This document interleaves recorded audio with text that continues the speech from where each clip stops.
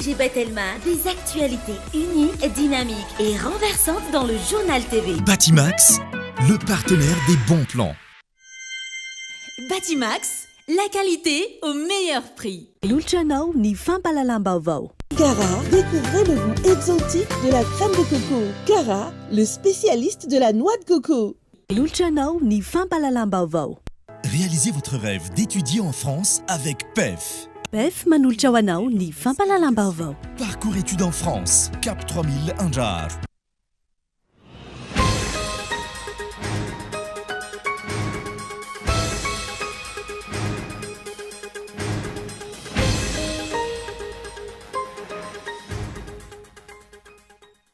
Misa valo ambiroapolo hatramin'ny ariva teo ireo kandida nanatitra ny antota taratasy firotsako fidiana teny amin'ny fitsarana avy momba ny lalam-pandrenana.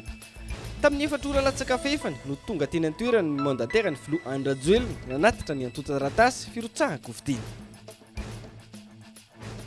Tomatimaty foana ireo mpitolona niady ho an'ny fahaleovantena ny taona 1770 amin'izao fizakan'ny Andrajoelina ny zopirenena frantsay izao ho ny fanio-kevitra ireo tia-tanindrazana androany.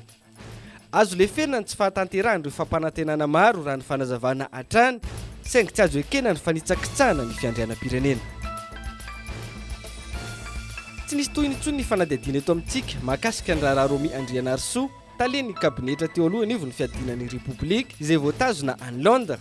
Verezina amin'ny zavatra hafa ny saim-bahoaka ho ny APM ahafahana manafina ny trangagoavana izay mampiseho ny kaboraraka eto amin'ny firenena.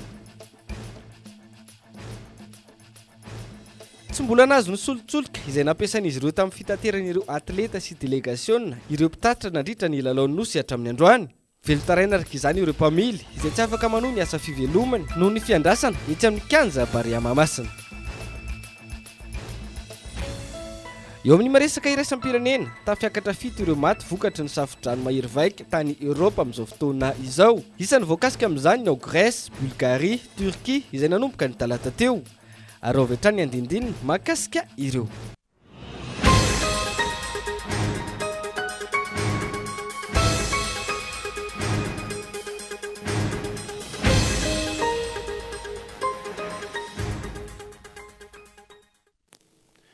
Ankafaliana hatrany tomboko lasy tomboko vavy no hitsidihany indray ny tokantranonao amin'ity alay ity atena ny araba ary manasanao ihany koa anaraka ny fampalalam-baovao hoentsika manokatra izay amin'ity alay ity.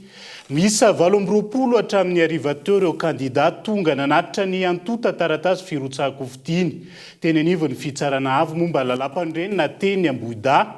Tamin'ny efatrora latsaka fahefany no tonga teny an-toerana ny mandatera ny filoha Andrajoelina nanatitra ny antota taratasy firotsahako fidiany. Ity mandatera ity izay tsy sanylaza ny olona nanasony certificat de nationalité ny filoha Repoblika sy ny fomba nazon'izay. Henri Florian.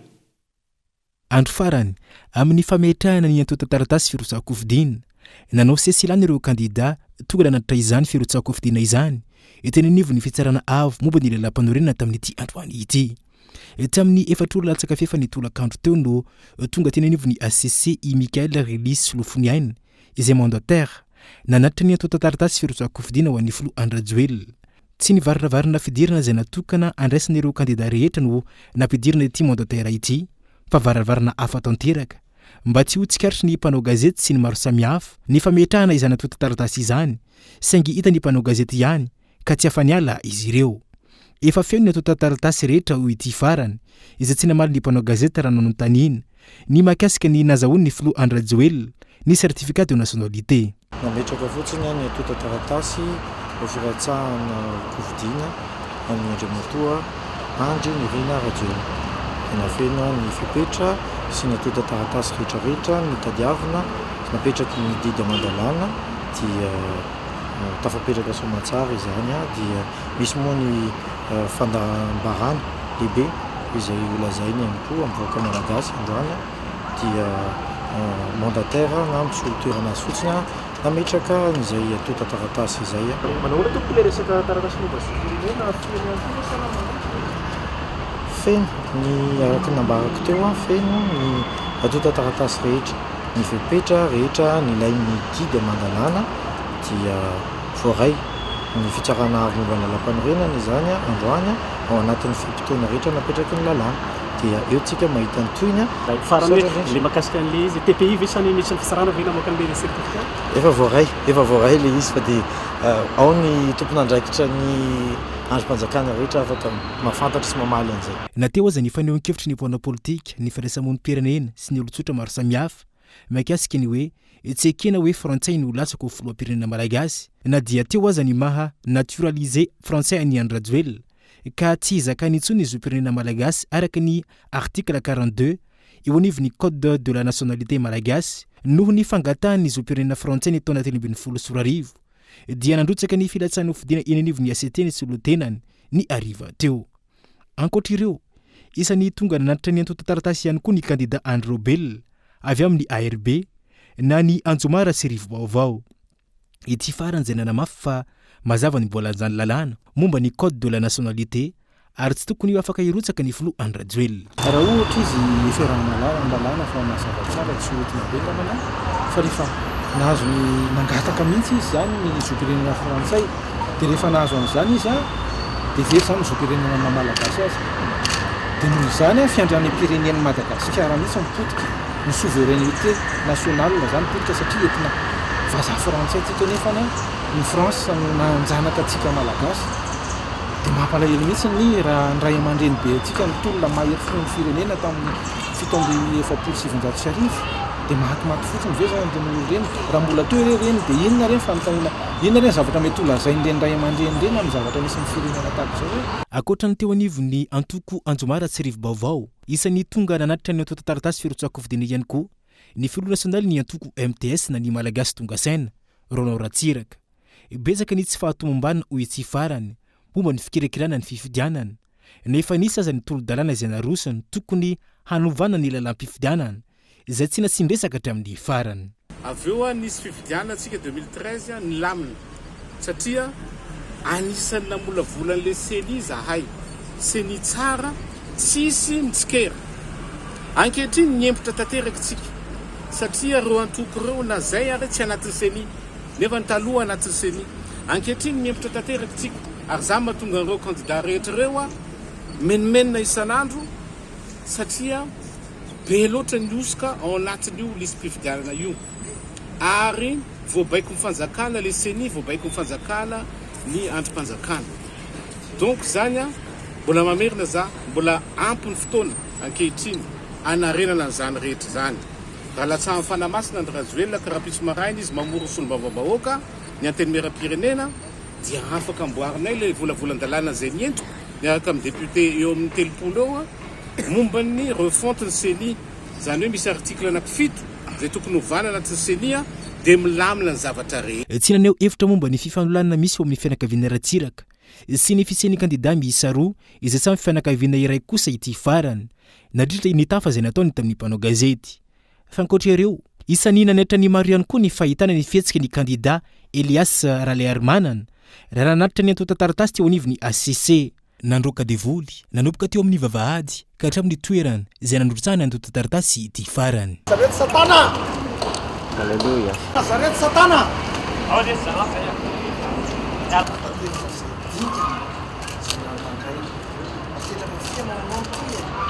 Azo afangaro ho izy ny fanaovana politika sy ny fiangonana ary izany no nandresika azy irotsaka izao. Asehoana mihitsy zany hoe tsy mahamenatra anay no mijoro amin'ny maha kristianina anay.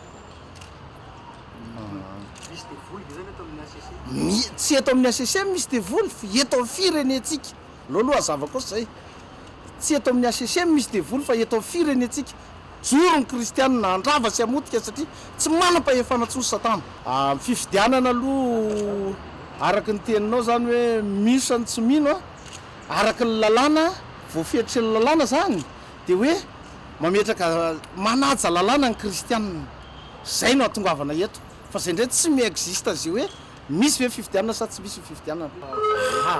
Tsy maintsy feno ka tsy maintsy matomanao dia vonona zay matomanao dia vonona. Tonga tena antoerana ihany koa ny candidat James Franklin ankoatra ireo voalaza tsy ambony ireo namafisiny fa nateo aza ny système d'élimination ho an'ireo candidat indrindra fa ny mahakasika ny vola caution vonina trany ity farany. Isan'ny candidat nandrotsaka ny antota-taratasy ihany koa ny candidat Lalena Ratsiraonina avy amin'ny antoko fihavanantsika sy ny fikambanana any Kristy izay naloatra ity farany ihany koa. Nandefa solon-tena nanatitra ny toto-taratasy ihany koa ny solon-tena ny kandida Rarivohatra Claude, foloan'ny sindikany mpanabe malagasy na ny Sempama. Feno ny fepetra ho izy ireo nandritra ity fotoana androany ity. Tonga nanatitra ny azy ihany koa ankoatra ireo voalaza ireo ny kandida Rasolokofitina Miaritso, foloan'ny misiona fiangonana malagasy trano Zozoro antrano Brique na ny FMTA. Tapa-kevitra misy moa ny olona atolotry ny antoko dia nilatsaka, misy ndray resy lahatra izy fa tena mba hitondra ny anjara biriky, fa ny antena maolon'Andriamanitra dia miaino mandrakariva izay feon'Andriamanitra zay dia zay no antony fototra iorena ny firotsahana dia mba ahafahana mitondra ny anjara biriky. Ny vina voalohany indrindra rehefa sitrapon'Andriamanitra tonga eo amin'ny toerana dia voalohany ny ametraka an'Andriamanitra ho lohany eto amin'ity firenena malagasy ity, zay aloha ny vina voalohany amin'ny zavatra atao rehetrarehetra. Manaraka izany dia hijery ny mahamaika ny amoahana ny malagasy ao anatin'ny fahantrana lalina sy ny fahasahiranana. Ka jerentsika faran'izay aingana raha sitrakareo ny fandriam-pahalemana manerana ny losy satria tena tsy milamina na tian'ireny vohatra na ambanivohatra. Dia rehefa tafapetraka tsy hoe zavatra fotodrafitrasa vao apetraka zany fandriam-pahalemana zany fa efa manana ny rehetrarehetra isika, fa ny paikady sy ny fanapaha-kevitra irosona amin'izay mila apetraka faran'izay aingana ampiasaina ireo polisy, ny zandary, ny miaramila zany ao anatin'izay. Taorian'izany kandida maro no tonga tena toerana, isan'ireny ny Premier Ministre teo aloha Monja Roindefo Safitsimbalo izay nanatitra ny toto-taratasy firotsam-kofidiana tamin'ny alalan'ireo mpiaradia aminy. Hatramin'ny hariva teo misa 20 araka izany ireo tonga nandrotsaka ny toto-taratasy firotsam-kofidiana teo anivon'ny ACC na ny fitsarana avo momba ny lalam-panorenana. Raha toka ny sabotsy ho avy izao no ivoahan'ny lisitra ofisialy ho an'ireo kandida na feno ny fipetra rehetra ho takina amin'ny firotsaha-kofidiana. Aterana sy agagana ny andrehetra nahita ny fahazahoan'ny Flo Andrajoelina mirotsaka izao sy ny antony nazahoany ny certificat de nationalité malagasy na efa fantatra aza fa tsy mizaka ny zopirenena malagasy intsony ity farany. Otony tamin'ny taona 2020 indray ve ny ACC sa tena mpanjaka ny tany-tandalana sy ny voalaza ny lalam-panorenana mitindra mitoraka ity. Ny sabotsy izao araka izany no hita ny toy ny raharaha. Reny zany ireo kandida ny azakazaka tamin'ny ora farany tamin'ity androany ity, fa tapitra treo ny fametrahana ny antotan-taratasy filatsaha-kofidiana. Eny anivony ny fitsarana avo momba lalam-pandrena momba izay fividianana ho filoham-pirenena ny 7 Novambra zay. Vitsy kokoa no ny tamin'ny taona 2012 ro mikasa hitondra ny firenena tsara zany sa ratsy. Samy manana ny heviny tsiraray ao anatin'izay ny azo antoka dia mihaino zany ny olona liana sy maniry ny andray ny toerany filohan'ny repoblika. Mihavitsy koa ireo olon-tsotra fa tsy mpanao politika mirotsaka fa ny tena andrasany rehetra dia ny momba ny filoha. Amperinasa Andry Rajoelina hoeken'ny fitsarana avo momba lalam-pandrenina vesatsy ny firotsahany no izy tsy mizaka intsony ny zopirenena malagasy matoa andatsoratra Gaetan Andriatsilavo. Zo ny olo-pirenena rehetra ny mirotsaka ho vidiana amin'ny fividianana rehetra eto amin'ny tany sy ny fanjakana rehefa mahafeno ny fepetra misy 520 napetraky ny lalàna. Iray amin'izany ny fananana certificat de nationalité. Any amin'ny fitsarana ambaratonga voalohany no akan'izany. Any ihany koa ny mahalala na manana ilay zopirenena na tsy ny olona iray. Tsy alavaina eto intsony ny ady hevitra momba an'Andriamatoa Andry Rajoelina izay nangataka ny sitrapon'ny ho frantsay. Rehefa izay any sitrapo izay sady efa olon-dehibe felo taona no mangataka zopirenena hafa dia miala tsy ho malagasy intsony ny dikany. Lalàna iainana eto Madagasikara zany. Tsy mbola niova ary tsy adikevitra na lalaovina etseroa. Noho izany dia inonona fa ampiatra ny lalàna io ny ACC ka tsy hanome lalana an'Andriamatoa Andry Rajoelina ny fahafahana mirotsaka ho vidiana. Izay ny fanarahan-dalàna, izay no lojika. Fa ny fitsarana ambaratonga voalohany aza dia tsy tokony hanome azy ny certificat de nationalité. Efa tsy hita intsony moa ity tsy fanarahan-dalàna eto amin'ny firenena ity. Letrezana, amboletra, fahoany, didiko fe lehibe. Izany no niainana nandritra ny 5 taona nitondrana Andriamatoa Andry Rajoelina. Ny tsindry sy ny fanerena manerana ny nosy atao amin'ny tompona raim-panjakana tsy lazainy intsony. Indrindra fa amin'izao ankatoky ny fifidianana izao. May volotratra satria latsaka ambany dia ambany ny fitiavany vahoaka azy. Ary fantany tsara zany. Koa dia terivay-manta sisa no tetika ataon'ny mpitondra ankehitriny. Anaraka ny lalàna velona ve ny ACC sa naiky ny terivay-manta ka anaiky ny firotsahan'ny rajoelina ho kandida. Ninninona avoakany eo dia ho tsarain'ny tantara sy ny vahoaka ny mpitsara. Amin'ny sabotsy moa no ivoaka ny listy ireo kandida, koa dia sabotsy mifankahita.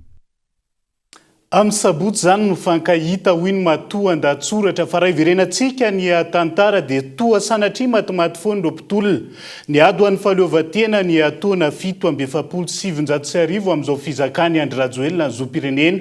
Nanjanaka antsika nandritra ny 420 taona izao. Hoy ny faneho-kevitra ireo tia tandrazana tamin'ity androany ity. Azo leferina ny tsy fahavitany ireo fodrafitra samaro na mpanantenaina. Hoy ny fanazavana saingy tsy azo ekena kosa ny fanitsakitsahana ny fiandriana amin'ny pirenena olona saina.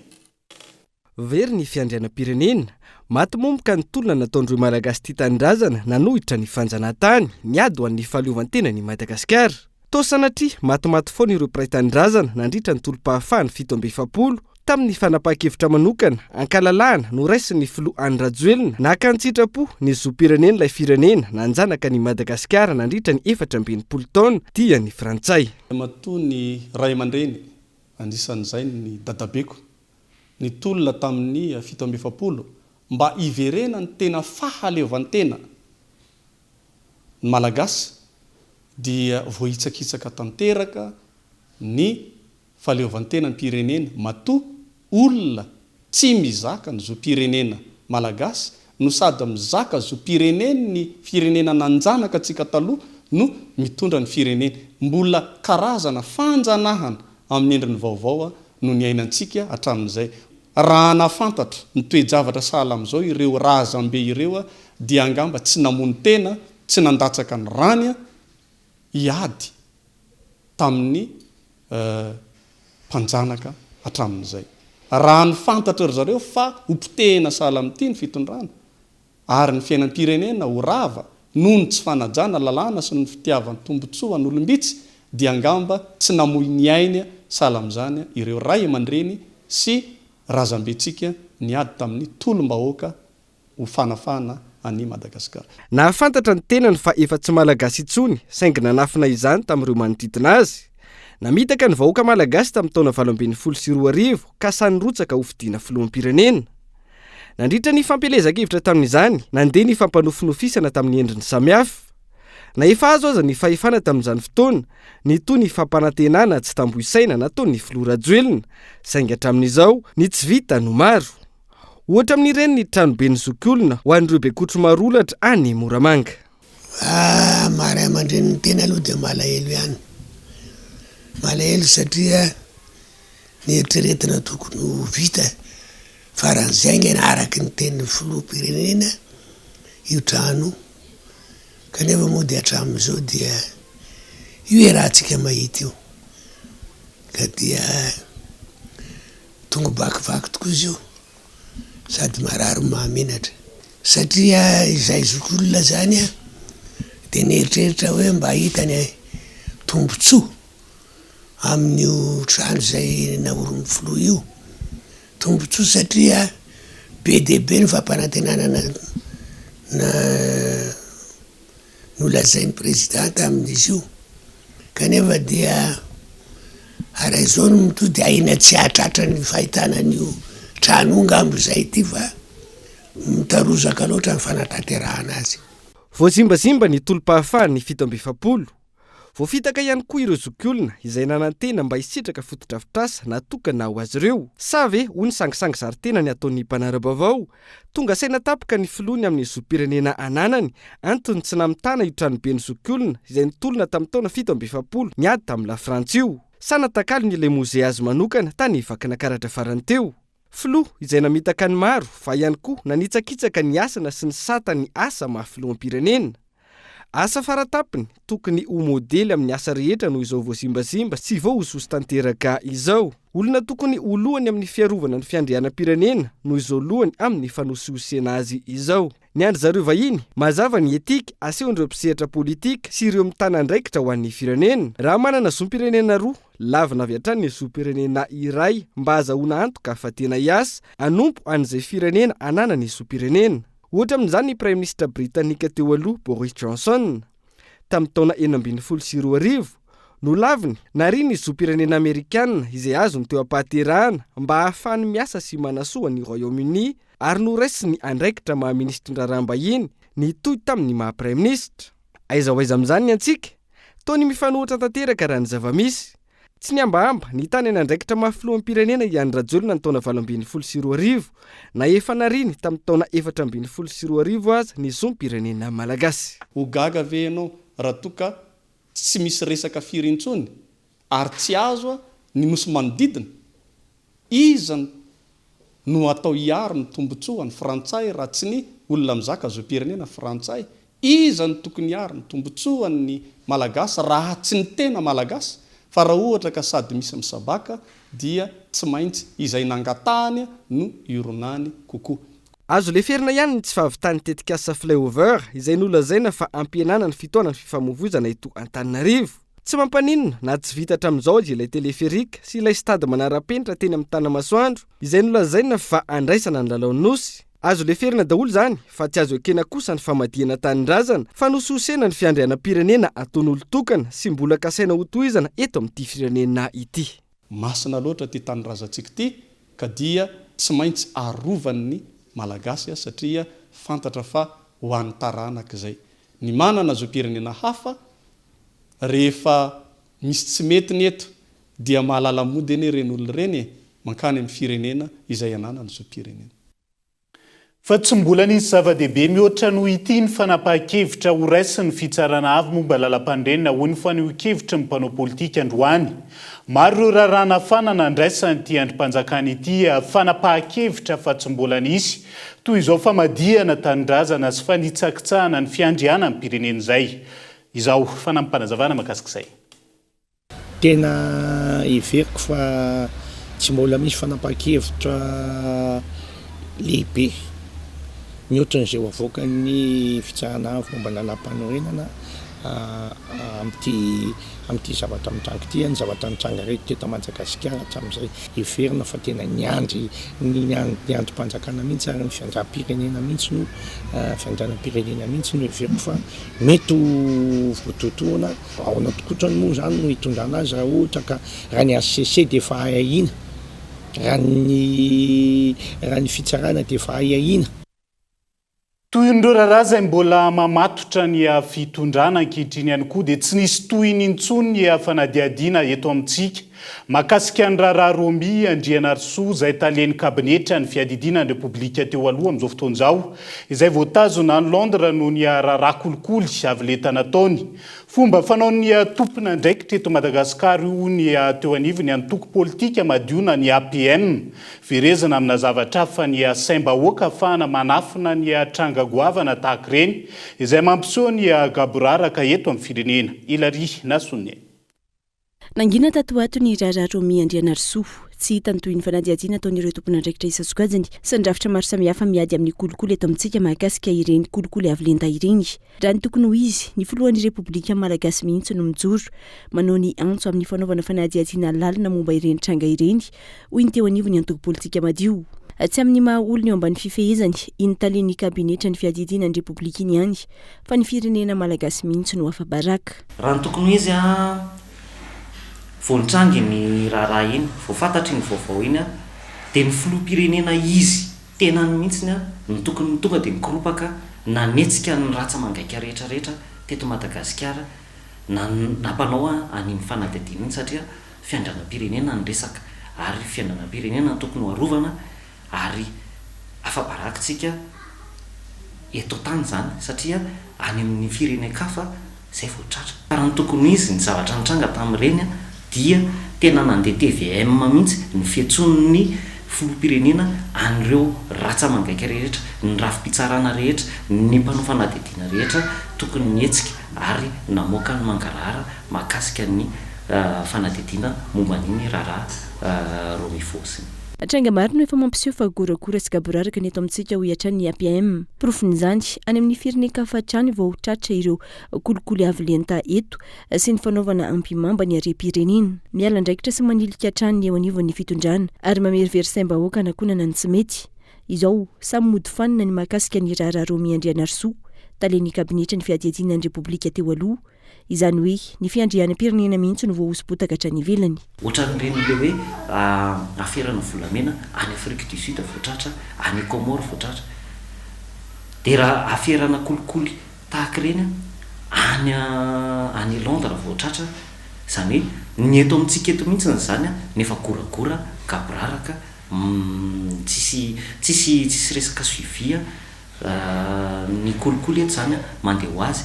Fa na tamin'ireny fotoanany volamena 320 kilao na izay antoko politika madio aza nametraka fitoriana teny amin'ny Bianco tamin'ny 9 janoary 2022 hatramin'izao izy ireny tsy hitapoka hoe manao ahoana ny tena ny valiny.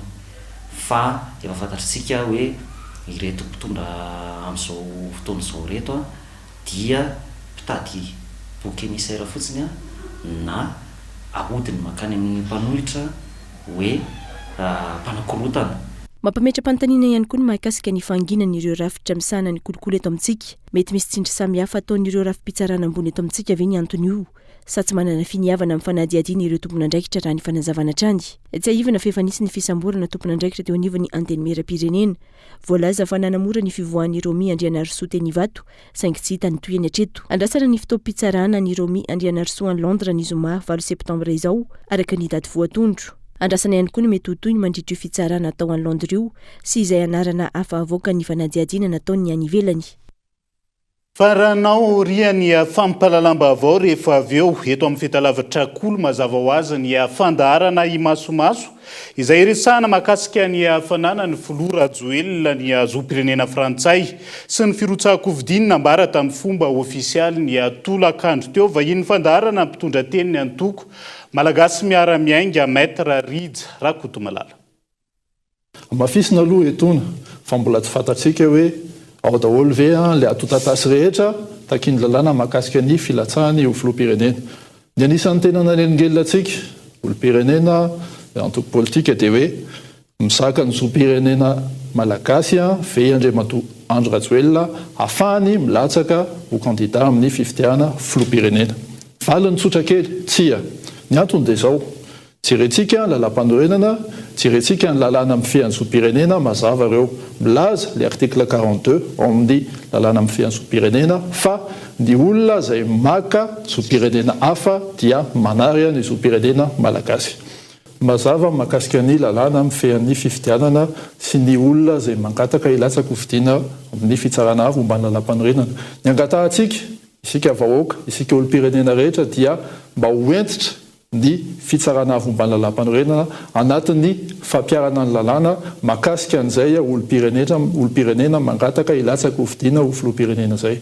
Satria ny fitsarana avy momba ny lalam-panorenana no afaka miandraikitra ny eo amin'ny farandrindra ka noho izany mila entitra isika rehetra olo-pirenena rehetra fa tsy antoko irery na kandida irery hoe mba hanaraka ny lalàna araka ny tokony ho izy ny fampiarana an'io ny izay ho tanterahany ny fitsarana avy momba ny lalam-panorenana io.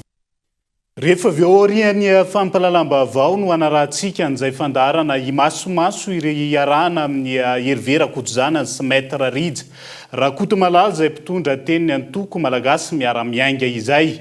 Fiverenantsika ny tontolo ny fividianana indrindra manoloana tsy fahatombanana samihafa tsikatra amin'izao fotoana izao. Nanapa-kevitra ny tsy handray anjara amin'ny fividianana 7 novambra ngasimina ny antoko gasy mifankaty. Nafeno aza ny antota taratasy no kasaina teny anivony fitsarana avy momba lalam-pandrenona Androany.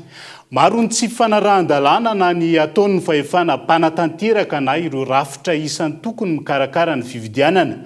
Manomboka amin'ny seni hatramin'ny fitsarana avy momba lalam-pandrenona hoy izy ireo ka tsy azo antoka ny ahazoana fividianana mangarahara sy ekeny rehetra. Tsy feno ny fepetra azahoana fividianana mangarahara ary ekeny rehetra amin'ny fividianana ny 7 novambra ony gasimi. Antony nampiova hevitra ny antoko tamin'ny ora farany ny tsy andray anjara efa feno aza ny antota taratasy firotsaham-kovidiny. Rehefa nandinika zany izahay misy avorovoro mihitsy zany ny raharaha politika amin'izao fotoana zao. Hita zany ny tsy fanajany lalàna, ny mpitondra tsy manaja lalàna, ny situation au niveau ny cour constitutionnelle tsy mazava, ny CENI tsy mazava. Dia tapa-kevitra zany izay hoe aleo tsy handatsaka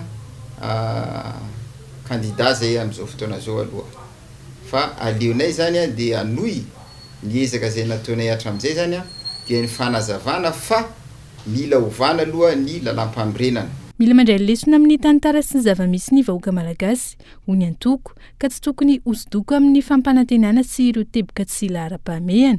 Raha ny fitondrana ankehitriny efa maro ny sosokevitra everina hampandroso ny firenena naroso ho azy ireo saingy ny mifanohitra amin'izany no zava-misy isan'izany ny fametrahana ny rafitra fizakan'ny tena arabola sy ara-pitantanana.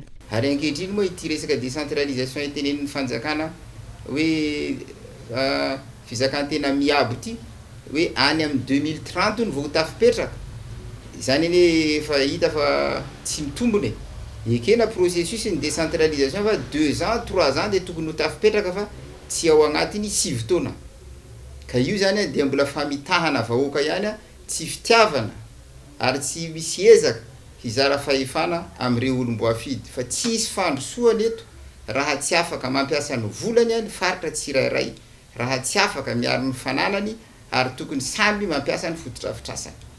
Teboka roa mazava raha ny fehiny anton'ireo krizy lava teto amin'ny firenena taorian'ny taona 1 ary fototry ny fantrany eto Madagasikara. Voalohany ny tsy fanajana ireo mpitondra ny fandimby ny lalam-panondrenana sy ny lalàna velona.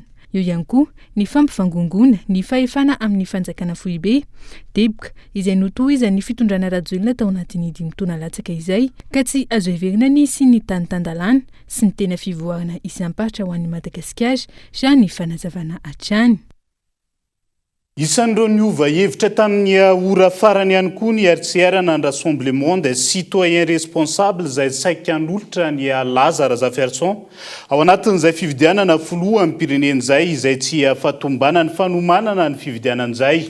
Eo ihany koa ny fanitsahana ny lalàna amin'ny fanekena ny kandidat tsy manana nationalité malagasy no isany nampihemitra azy ireo tamin'ny ora farany raha ny fanambarany Lazare Zaferson tao anaty tambazotra ny Tserasera.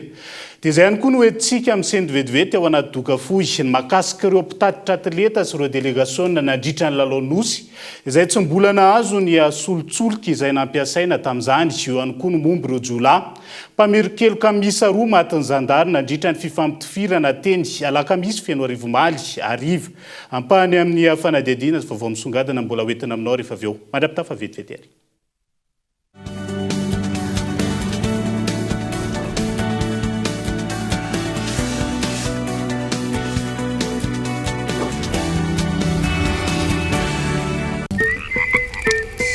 Maizina be izany Marco boum mangina be izany Marco boum resaka ataoko aminao monsieur le commissaire lobaty resaka inona zay fa nga tena hoe tsisy mozika mihitsy ba ina zany hoe boum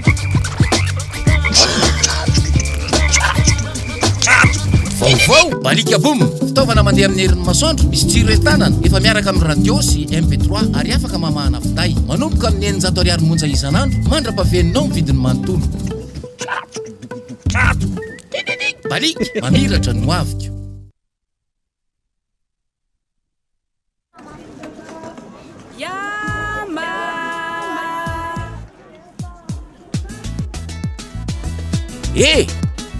Tonga indray ny aorita Yamaha amin'ny endriny vaovao be sy tsiro amin'ilay akafizitsika mitondra hery sy tanjaka. Yamaha, ilay aorita manampy anao hiatrika tontolo andronao e. Yamaha, misy tsiro vanille, fraise ary coco. Tsara e. Natao ho an'ny rehetra amin'ny vidiny 800 ariary monja. Yamaha, ilaiko tsotr'izao.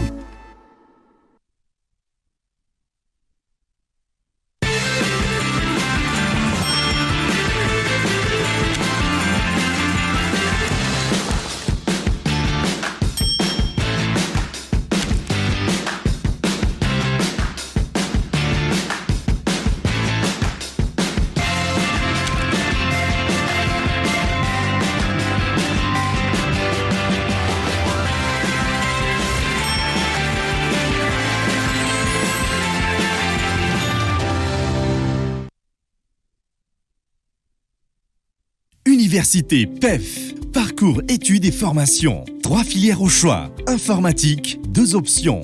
développement d'applications et web, réseau et bases de données, droit, diplomatie et relations internationales, management et administration des affaires pour obtenir les diplômes de licence et master suivant le système LMD. Admission sur sélection de dossiers et entretien. Inscription ouverte au Cap 3000 Anjar. Contact 038 45 085 85 020 85 085 85. En choisissant l'université PEF, vous misez sur le changement, l'innovation et l'excellence. Université PEF, l'excellence à portée de main.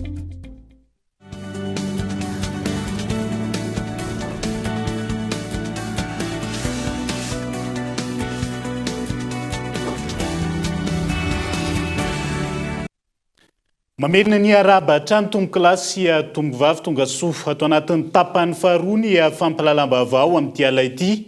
Nanomboka omaly ireo mpitatitra nandritra ny lalaonosy no niandry ny solontsoloka izay nampiasain'izy ireo tamin'ny fitaterana. Ireo atleta sy ny delegasiona samihafa raha ny fanadiadiana tsy mbola nivoaka ankilan'izay.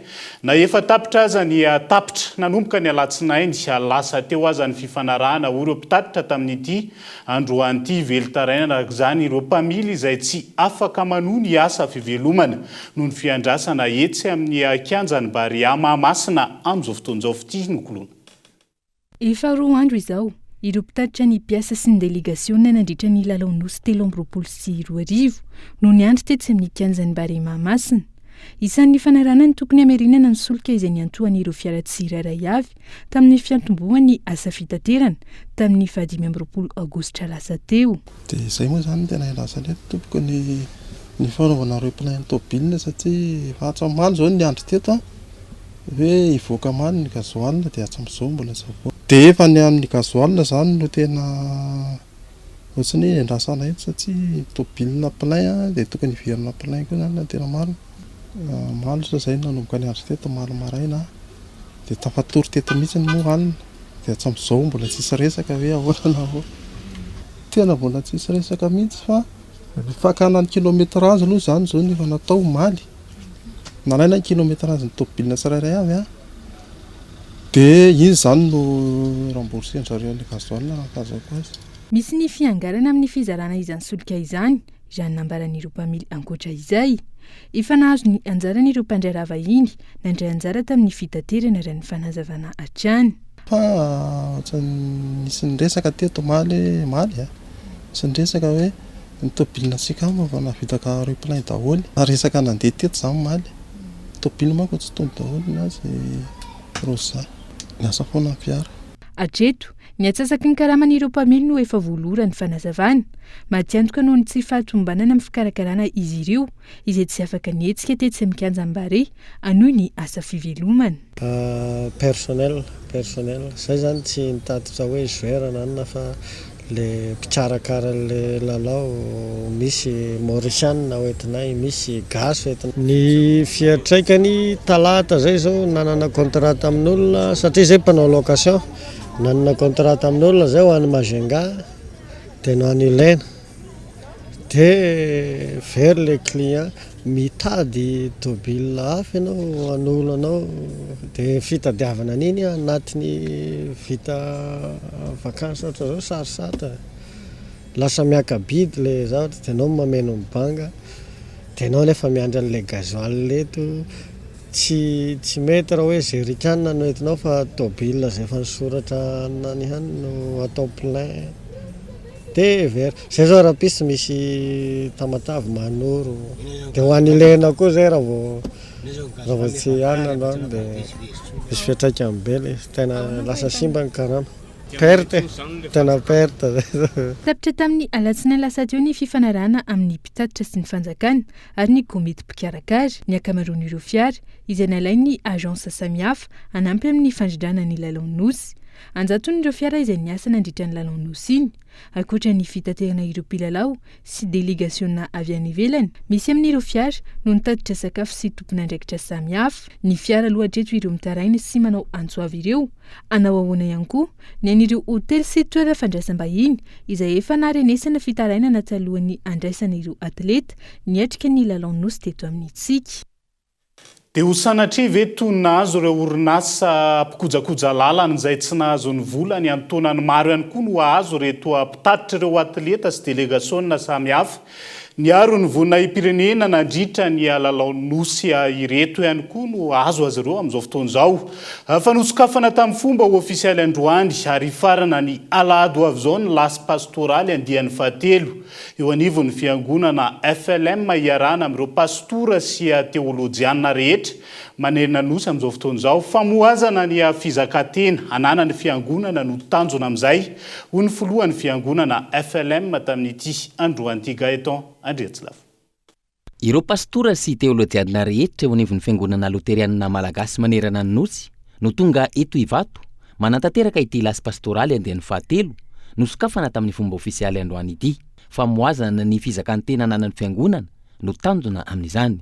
Raha fiteny fo dia hoe capacité building no ataontsika izay fototra makany amin'ny famoazana ny fizakantena ananantsika. Verina amintsika zao selekta hotel potika tanteraka. Verina amintsika zao ny anatsara fototra sekolintsika potika tanteraka. Andalana antsika manao fanorenana an'ireo no miandalana fotsika manatanteraka an'ireo drafitra vaovao. Nandritra ny fotoam-bavaka fanomboana ny lasy ny tsodrano sy nitondra ny tenin'ny Firarintsoa ho an'ireo mpizaika rehetra ny vahinina saina ary isan'izany ny kandida ho filoham-pirenena Adjoureny Narvelo. Ny tondram-bavaka tsika rehetrarehetra tokoka ary manamafy ny andriamato président ny vavaka retinao amin'ny firenena teo ny manentana antsika rehetrarehetra rambavaka ny firenentsika ity amin'izao fotoana manahirana kanya vaholana ihany koa ho an'ny fampandrosoana ny tanindrazana mirary antsika tokoa mba havita fiorana fiornan-doha mandritra ny indrindra amin'ny antsika Andriamanitra andesan'ny sakana rehetrarehetra hitondra ny firenentsika ity any amin'ny tsaratsara kokoa. Isan'ny ajora ao anivon'ny fiangonana FLM maoriany izao lasy pastoraly andian'ny fahatelo izao ny fametrahana ny kitapo iombonana ahafana manampy ireo pastora any amin'ny tontolo ambanivohitra. Tsapa pastora ray tondra fitandremana 507 ary misy loatra ny 10 aza nefa sady tsy manana mana bisikleta na moto anatanterahana miasa. Ahoana rehefa antsika manatanteraka an'izany tsy maintsy manao vina iombonantsika. Efa nanao ezaka izay tamin'ny KMSR 5 mahery ny fiangonana etontsika. Raha zany fiangonana 5 mahery zany no samy mandoa 200 000 ariary fois 2 zany hoe 400 000 ariary anatin'ny herintaona fotsiny mahazo vola 3 milliards 800 millions d'ariary tsika. Ananganantsika orinasa tsy eo amin'ny filohan'ny FLM manano broky be ny FLM na ny fandaniana atapoy be fa ahafahantsika manampy ireo rahalasana vavy any amin'ny toerana maro samihafa. Ny alahady ho avy izao fotoam-bavaka lehibe atao any amin'ny Coliseum no amaranana amin'ny fomba ofisialy ity lasy pastoraly eo anivon'ny fiangonana FLM ity. Lafomba vao hafa efa vonina amin'ny soagoavana izay ataony GCMCCSK Antanimeny ny Oraza iaraka amin'ny studio C58 sy ny Telma Madagasikara so tokana amin'ity taona ity eto Tandrazany io raha ny anambara ka hiavaka tanteraka ny fampisehoana ao anatin'izay Ilarina Sonne. Tsy matetika no tonga eto Tandrazany ny Oraza mpanakanto manana lazana amin'ny gadokira isan-karazany. Sy tokana amin'ity taona ity no ataony etsy amin'ny CCSK Antanimena amin'ny 7 volana septambra izao. Hiavaka tanteraka ny fampisehoana raha nambarany. Ny show-ako rehetrarehetra moa zany fampisehoako rehetrarehetra somary miavaka daholo satria tsy mitovy foana ny arrangement anaovako ny hirako. Dia arakaraky ny musiciana koa anisan'ny zavatra tena tiako ny miara-miasa musiciana maro samihafa na show tany Tamatave zany tsy toy amin'ny show eto Tanakoho na manao show any amin'ny toerana hafa arany satria manana maizy azy daholo ny musiciana rehetrarehetra dia ohatry ny feo ihany io samy manana ny sonorité any daholo ny olona ny arrangement koa ovaikovaiko kely koa rehefa arakaraky le show surprise be da be mihitsy ny ao za sady mandiny mira fa misy mpandikoa ao be da be zavatra iseho ao tsy olazaiko fa amin'izay nareo mba misy surprise kely fa zavatra hafa kely zay fotsiny no teniko hoe zavatra hafa kely ny zavatra efa natako teo aloha satria anisan'ny orakikira navoakako ihany koa ny hoe mba mampiseho ny zavatra hoe fahalebiazana fa tsy fahalebiazana eo amin'ny taona ihany fa eo fahalebiazana ny mozika sy ny feo sy ny soratra sy ny zavatra rehetrarehetra ataoko. Anohana feny ity fampisehoana ity ny telma Madagasikara araka ny vinany manohana trany ireo mpanakanto fa indrindra hitondra hafaliana sy rivo-baovao eo amin'ny andavanandro ny malagasy. Tsy salasala izahay avy hatrany hoe andao iaraty, andao hifanohana, andao hanohana ny hetsika satria tsotra dia tsotra ny antony izahay anatin'ny vinanay amin'ny andavanandro dia hoe icréer impact positif. Izay impact positif izay tsy amin'ny alalan'ny varotra ihany, tsy amin'ny alalan'ny ataoko hoe sehatra ny télécommunication ihany fa misy izy ataoko hoe volet maromaro izay nisan'ny iasanay ikrina izay impact positif izay amin'ny fiainan'ny malagasy rehetra tsakanavaka amin'ny andavanandro. Ahafantatritsika fa ny mozika miara dia anisan'izay mitondra sioka mahafinaritra anatin'ny andavanandro tsirairay izay.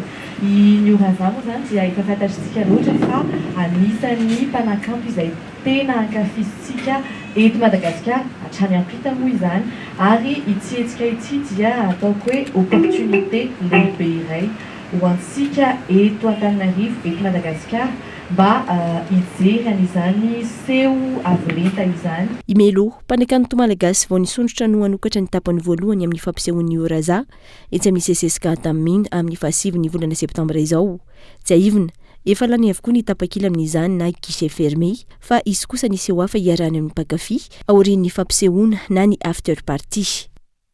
Fa jolampamerokelika miisa roa no matin'ny zandary nandritra ny fifampitifirana teny alakamisy feno ariva ho maly ariva. Baska Lachnikov mitovy ny an'ireny zandary no nampiasain'ireo jolaka mafy ny fifandonana ary mbola karohana ny nahitana ireo basy amin'izao fotoana izao. Misy amin'ireo jola no voatifitra teo amin'ny feny ihany koa no tafatsoaka ary mbola mitohy ny fikarohana ankehitriny Sinela Renefson.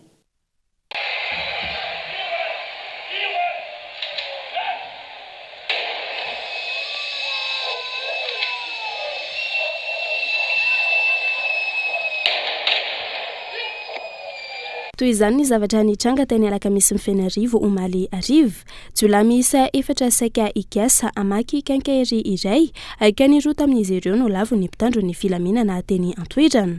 Olona tsotra zany no nahita na tsikaritra zavatra hafafa nanome ny antso anay dia teo no moa zany tonga dia noentina ny gendarme anao an'le fijerena fotony an'io zavatra hitan'le olona io.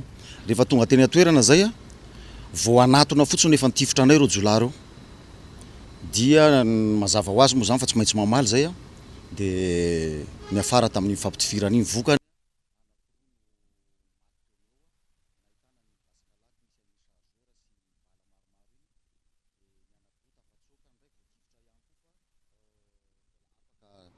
Na niala moa zany niezaka nitady any zay fa tsy hita izy roa hatreto mitoy ny fikarohana zany andreo olona reo mitoy ny fanangonam-baovao. Raha ny fantandra jola efa mpamerokelika ireto avoatifitra alina ireto izay hiatany analavory iray tamin'izy ireo. Ny taona 2022 no avoaroiroy tamin'ny rera famonoana ampivarokena ny iray tamin'izy ireo izay voatifitra tamin'ny basy ka nahazo MD nandritra ny roa taona saingy afaka noho ny fisalasalana avy eo. Ny taona 2022 indray no nampiatra dahalo ity farany ka tratra tao amin'ny trano ny basy poleta amin'ny marika CCP sy balamisa 5. Vokany voatana vojimaika ary 5 volana an-tranomaizina no sazy nahazo azy akatavavoaka indray ary izao lava ny mpitandro ny filaminana izao indray. Efatra zany no hitanay maso satria efa nanomboka maizina tamin'io dia roa iny teo iny dia ny roa moa zany le niteneninay ny gendarme anay nahita hoe touché le ray fa tsy mbola afaka nialy izy ny olana kely fotsiny zany tao anatin'le fivezivezen'le maromaro ny tobila mivezivezy tamin'io dia arakasa sarotra le andeha atifitra olona tsy manatsiny dia niezaka ny fehan'izay toedrara zay zany zay. Misy ny fanadiadiana sy ny fangatahana atao ahafahana mahafantatra ny tompon'ny basy raha ny fanazavana. Ho an'ireo hôpitaly na mpitsabo mandray azy sy iangaviana mba ampandrehy ireo mpitandro ny filaminana. Ilazana ihany koa izay manana vaovao momba ireo jola ireo mba ampandrehy ny brigady ao Fianoarivo. Anyvelany tafiakatra fito ireo maty vokatry ny savidrano mahery vaika ao Eropa amin'izao fotoan'izao, isan'ny voakasika ny ao Bulgaria, Turquie sy ny maro hafa nanomboka ny talata lasa teo. Hatreto tsy mbola nitsahatra ny rotsakorana mahery vaika ary dibidrano ny ankamaroany ireo trano fonenana any an-toerana amin'izao fotoan'izao. Dia izay ihany koa no hoentsika manakatona ny fampalalam-baovao amin'ity alaity ankasitrana feno ianao nanarak'izany hatramin'ny farany azadino ny fandarana imasomaso iarahana amin'ny herivera kodizanany sy ny mpitondra teniny antoko malagasy miara-miainga iresahana ny nasionaliten'ny filohan'ny repoblika sy ny firotsahany ofidiana amin'ny fividianana 9 novambra araka ny fanambarana rapomba ofisialy tamin'ity androan'ity mandrapitafa ho amin'ny rahampitsondray tomoko lasy tongo vavy elo matoko.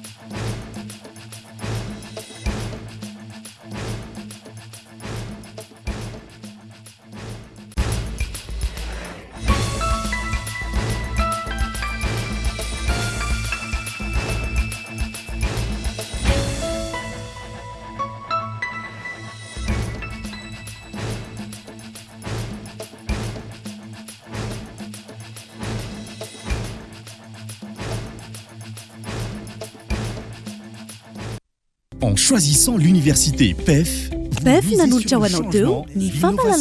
l'excellence. Université PEF, l'excellence à portée de main. Cara, découvrez le goût exotique de la crème de coco. Cara, le spécialiste de la noix de coco. Vous a présenté Nivava. Batimax, le partenaire des bons plans. Batimax, la qualité au meilleur prix. Vous a présenté Nivava. 5G Batelma, des actualités uniques, dynamiques et renversantes dans le journal TV.